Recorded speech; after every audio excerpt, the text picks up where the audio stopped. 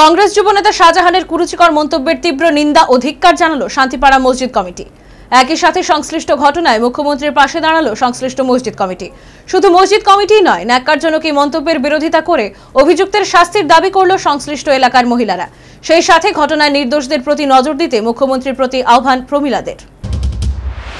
সম্প্রতি সামাজিক মাধ্যমে প্রদেশ কংগ্রেসের যুবনেতা শাহজাহান মুখ্যমন্ত্রী ডাক্তার মানিক সাহারের ডাক্তারি পেশা নিয়ে কুরুচিকর মন্তব্য করে।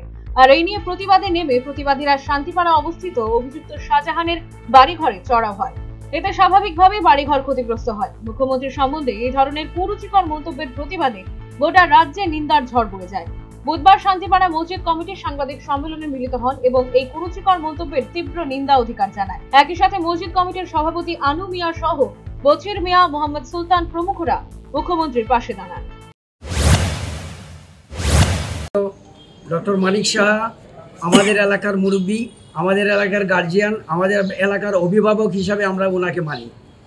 আর উনি কর্মজীবন হইতে আরম্ভ করে উনি যে আপনার প্রফেশনাল লাইফ থেকে আমরা দেখে আসছি যে উনি আমাদের তাইনের এখানে যখন আমরা চিকিৎসার জন্য যেতাম তখন উনি আমাদেরকে চিকিৎসা করে উনি কোনো ফিস নিতেন না, বলতো কি তোমরা যাও এই টাকাটা দিয়ে তুমি ওষুধ কিনে নাও। তাইলে ওনার কতটুকু ভালোবাসা আমাদের এই এলাকার জন্য, আমাদের এই মসজিদ বাড়ির লোকের জন্য আছে সেটা আমরা তখন থেকে উপলব্ধি করতে পারি। বর্তমানে উনি যে সরকারে প্রতিষ্ঠিত আছেন, আমাদের এটা ভাগ্য যে একজন স্বচ্ছ ব্যক্তি একজন ভালো ভদ্রলোক হিসাবে উনি এই এলাকার মধ্যেও দীর্ঘদিন কাটাচ্ছেন এবং ক্লাবের মধ্যেও ছিলেন, এই এলাকাতে বসবাস করে গেছেন। এখন উনি সরকারে প্রতিষ্ঠিত আছেন, রাজ্যের মুখ্যমন্ত্রী হিসাবে আছেন। ওনাকে আমরা আন্তরিকভাবে ভালোবাসি এবং ওনাকে আমরা আন্তরিকভাবে শ্রদ্ধা জানাই এবং আমাদের অভিভাবক হিসাবে সবসময় ওনাকে আমরা মান্য আছি।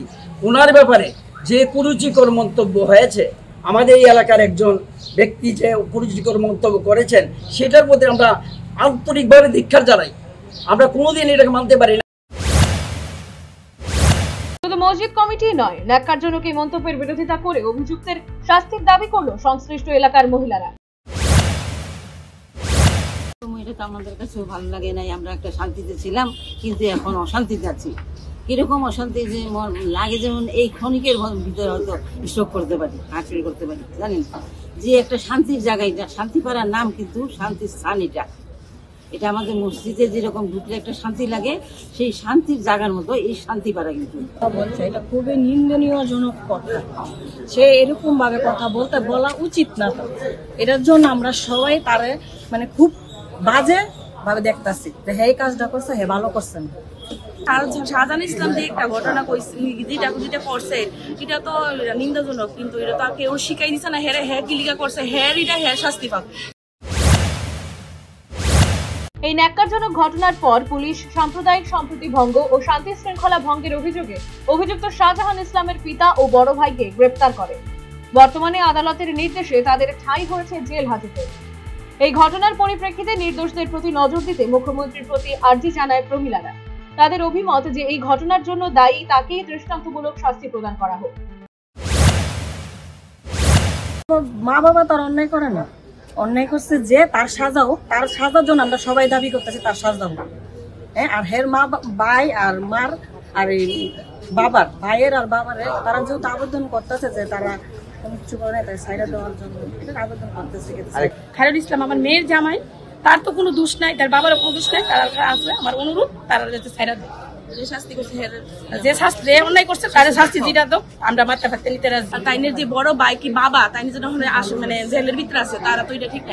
এটার লেগে আমরা চাইতেছি তারা যেমন যে কোনো একটা মুখ্যমন্ত্রী আমরা আবেদন করি তারা